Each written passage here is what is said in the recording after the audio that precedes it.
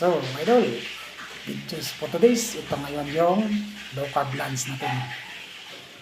Dalawang pitong itlog, dalawang talong na parito din sa coconut oil at saka ulo ng salmon. Naginsigang natin sa Baguio Pizza. Siyempre, hindi mawala yung black coffee. Black coffee, no sugar. So, mga idol, let's eat. Kain tayo. Ito ngayon yung umadbil na din, bali 24 hours na rin fasting. Yan ang lagi mga idol, pag nakalukad ka, 24 hours fasting, hindi ka pa gutom. Itlog lang, ulay, may karne ka, ito sasawa natin, bagoong. Bangus. Ito lang talong, simpleng pagkain, pero malaking benepisyo sa ating kalawan. Itlog.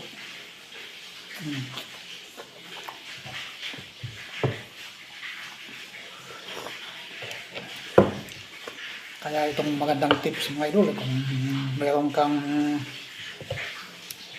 diabetes, high blood, taas cholesterol, SGPT, SGOT, yung mga kahit anong mga sakit, low carb muna mga idol.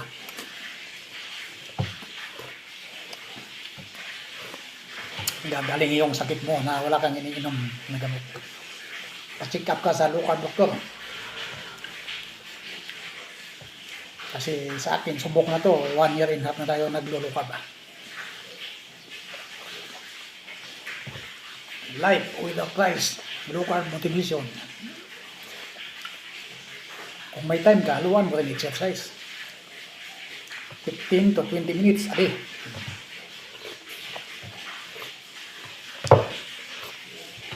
Kailangan sa linuluto mo, idol, ang gamitin mo, coconut oil lang o kaya olive oil. Sea salt, at saka pwede ka naman magbili ng, kung gusto mo magkanin, pwede ka mag-order sa Shopee, yung sa Ritaki Rice, ito yun, ngayon. Kaya alam nyo, kaya ginawa ko yung paglulukab, kasi dati high carb ako. Sobrang laking tiyan ko, taba ako, lakas ako kumain kanin, tinapay, soft drinks, mga processed food, mga matatamis. Pagbabawan pa ko sa ko, mga noodles na yan, pancit canton, longganisa, hotdog ha.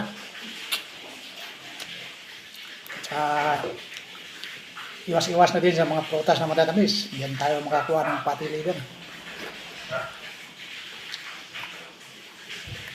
Itong itlog, kahit araw-araw mo kainin to, maganda to. Dito ka kumukuha ng energy mo, good fat and protein. Kaya stay healthy, stay low carb, idol. Kunting tip lang yan kasi akin naranas ko na yan. Nang dahil sa pagluluw carb, sa awa ng Diyos, nawala yung iniinda kong sakit sa katawan, yung fatty liver, high blood, taas SGPT, SGOT, hepatitis B reactive. Yun. Iniwasan ko lahat yung mga pagkain ng mga high carb, tulad ng kanin, tinapay, soft drinks, lahat mga processed food. Check up ka sa doktor lokal. Kasi hindi lahat ng doktor parehas ang kaalaman eh.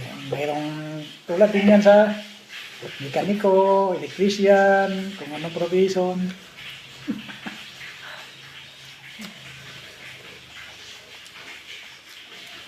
Check up ka sa doktor ng hindi low carb.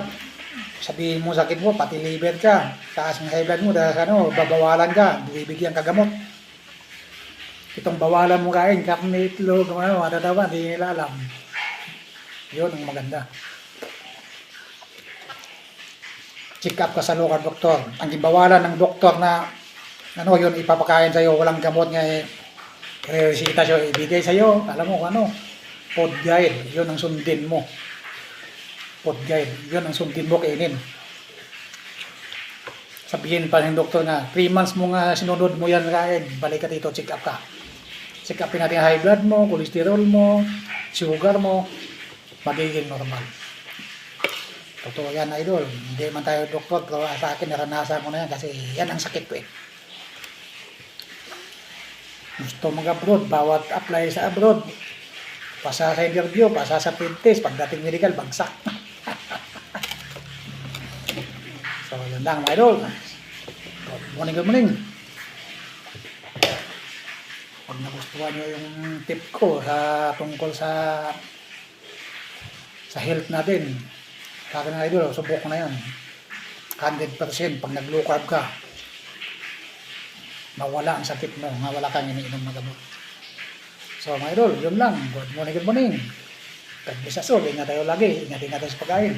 Kung nagustuhan nyo itong video ko, isang like, follow, share, comment mga idol para updated nyo sa video sa sunod na videos. Pag hindi ka nakapalo, pagkapalo kayo. Thank you for watching. Have a good day. Bye-bye. Kumain tayo. Kain tayo.